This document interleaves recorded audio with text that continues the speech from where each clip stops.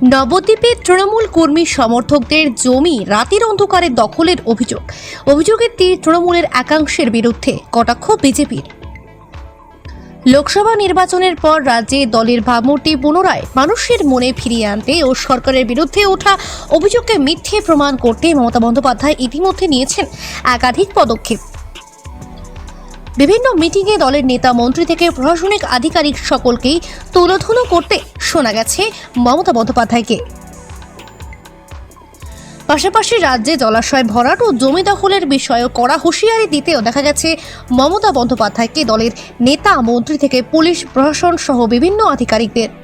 এটা আমি কিছুতেই সহ্য করব না। আজকে আমার বলার দিন, আপনাদের বলার দিন নয়, আপনাদের শোনার দিন। আর এরই সন্ধিক্ষণে নবদ্বীপের জমি দখলের অভিযোগ উঠল তৃণমূলের বিরুদ্ধে। নবদ্বীপ ব্লকের কানাইনগর এলাকায় তৃণমূলের বিরুদ্ধে জমি দখলের অভিযোগ তুলে সরব হলো তৃণমূলেরই একাংশ। আর এই অভিযোগ তুলে সরব হলো তৃণমূলের কর্মী দীপেন্দ্র নারায়ণ দে, সুভাষ সূত্রধর, ইসার আলী শেখ।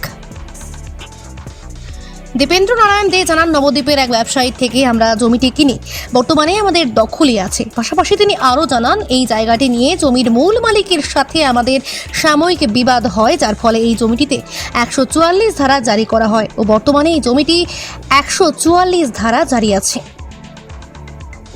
আর আমাদের কাছে এই জমিটি কিনতে চেয়েছিলেন এলাকার তৃণমূলের একাংশ দলীয় কার্যালয়ে করার জন্য, কিন্তু জমির যা দাম তা তারা দিতে রাজি না হওয়ায় আমরাও জমিটি বিক্রি করে নিই। আর সেই কারণেই রাতের অন্ধকারে এই জমি দখল করেছে তৃণমূল একাংশ। আরও জানান, আমরাও সকলে তৃণমূল করি। আমার বাবা জোয়ানিয়া পঞ্চায়েতের সহসভাপতি ছিলেন, আমার মা ছিলেন কৃষ্ণনগরের 1 নম্বর পঞ্চায়েতের জয়ী সদস্যা, কিন্তু এখন এরা তৃণমূলের কার্যালয় করবে বলে আমাদেরই জমি দখল করেছে। আর এই বার্তা ছড়িয়ে পড়লে এতে দলেরও ক্ষতি হবে। আমরা 3 জনে মিলে জমিটা কিনি। কেনার পরে এখানে তৃণমূলের কয়েকজনা বললো এই জমিটা আমাদের দিতে হবে, পার্টি অফিস করবে। আমরা হ্যাঁ দেবো, আমাদের কেনা দাম আছে 15 লক্ষ টাকা, তোমরা এই দামটা দাও, দিলে আমরা, আমাদের লাভ দরকার নেই, আমাদের কেনা দামটা দিলে আমরা দিয়ে দেবো। ওরা বললো না, আমরা ওই 4-5 লাখ টাকা দেবে। তাহলে আমরা বললাম না, আমাদের তো তাহলে লস হয়ে যাবে, আমাদের যে কেনা দাম সেটাই যদি না পাই। এই পর্যন্ত কথাবার্তা। তারপরে গতকাল রাত্রি তখন কটা বাজে, 9টা বাজে, হঠাৎ তৃণমূলের কিছু লোক এসে এখানে ঝান্ডা, ব্যানার, ফেস্টুন, চকি পেতে জায়গাটা দখল করে। তা আমরাও তৃণমূল করি।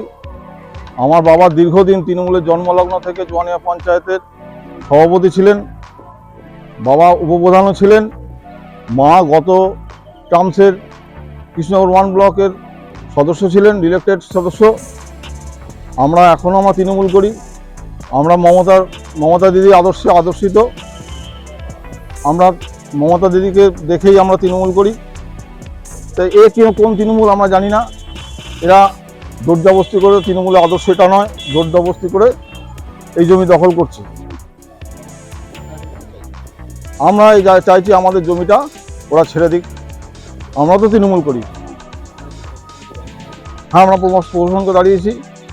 আইসি সাহেব বলেছেন আমাদেরকে এই জায়গাটা মুক্ত করে দেবেন। আমার নাম দীপেন্দ্র নারায়ণ দে। একই কথা বলেন সুভাষ সূত্রধর, ইসার আলী শেখ। তারা বলেন, জমির সঠিক মূল্য না দেওয়ায় আমরাও জমি দিতে চাইনি, তাই এরা রাতে দখল করেছে। তারা আরও জানান, আমরা এই বিষয়টি নিয়ে প্রশাসনের দ্বারস্থ হয়েছি, প্রশাসন আশ্বাস দিয়েছে দখল মুক্ত করবে জমিটি। জমিটা কেনার পরে এখানকার কিছু লোক তৃণমূলের, তারা আমাদের কাছে আসে জমিটা কেনার জন্য। আমাদের জমিটার দাম হচ্ছে 15 লাখ টাকা দাম। তারা আমাদের 5 লাখ টাকা দেবে, তাতে আমরা রাজি নয়।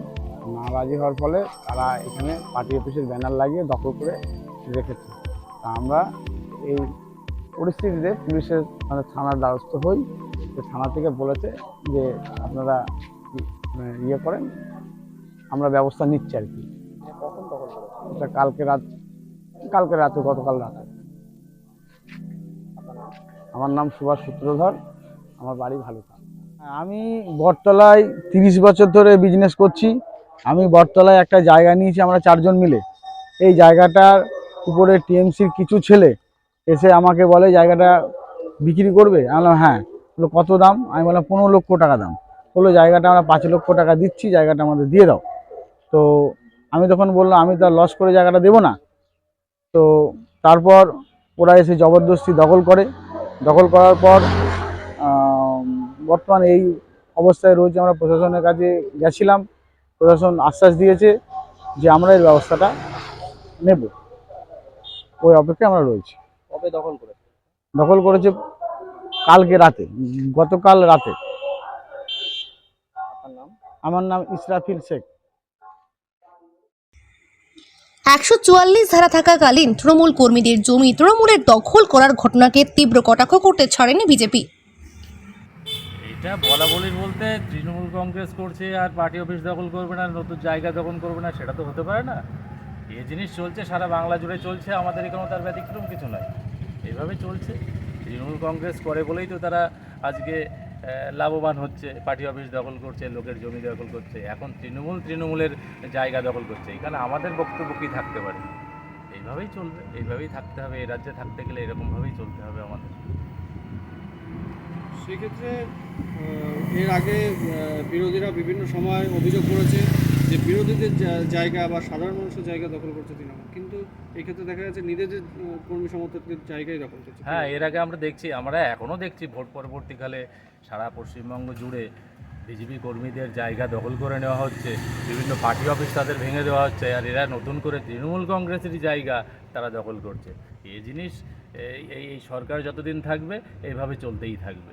বাংলার মানুষ এর থেকে মুক্তি চাইছেন কিনা জানি না, কিন্তু যদি মুক্তি চান তবে এই জিনিস বেশি দিন চলতে পারে না। কিন্তু তৃণমূল কংগ্রেস করবে আর তৃণমূল কংগ্রেস করবে, তারা জায়গা দখল করবে না, লুটতরাজ করবে না, তাহলে তাদের ইনকাম কোথা থেকে আসবে? এই জিনিস চলবে। আমার মনে হয় এর পেছনে অনেক বড় মাথা আছে, তারা অনেক বেশি চিন্তা ভাবনা করে এই পথেই এগোচ্ছে।